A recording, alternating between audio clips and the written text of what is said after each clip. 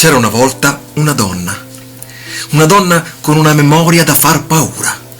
Agli uomini, prima di tutto, poiché laddove si dica che molti, tra il cosiddetto lato forte della luna, temano le damigelle dotate di un intelletto particolarmente sviluppato, se c'è una cosa che terrorizza ulteriormente il presunto cavaliere in campo è quando costoro hanno anche un'ottima memoria.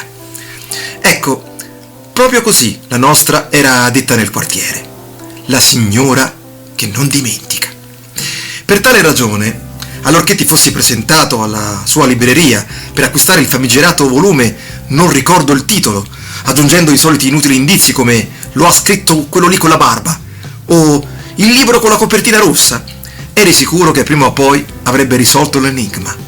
Più prima che poi. E si sa, sono i più prima che poi che si distinguono tra i più. Ora, si dà il caso che anche per la donna, dai ricordi sempre in ordine, giunse il giorno del primo inciampo. Come dire, anche i giganti cadono, e più il gigante è alto e altrettanto è rumoroso il botto.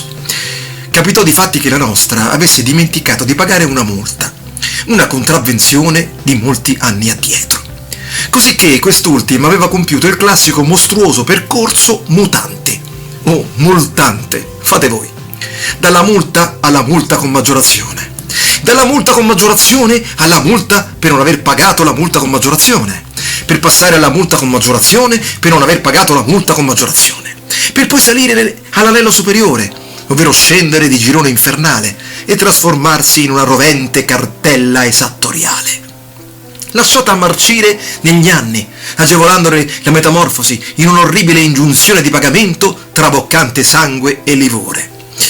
Inutile dire che la signora che non dimentica non gradì affatto di dover cambiare soprannome, che non dimenticava, insomma.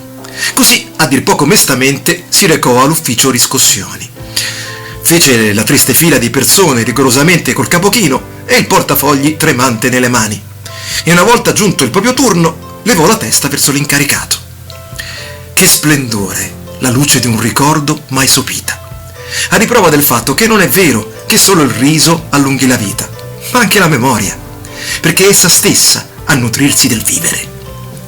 Antonio, disse la donna che non dimentica, malgrado un'unica eccezione, il mio primo amore all'asilo. L'uomo, altrettanto attempato, non si rammentò affatto di lei, ma fu così felice anche solo dell'idea di tale bel ricordo da chiederle di raccontarglielo come una fiaba più volte, mettendo a dura prova la pazienza delle persone in coda. Soprattutto i nostri si dimenticarono entrambi della maledetta multa e di ogni sua terribile maggiorazione.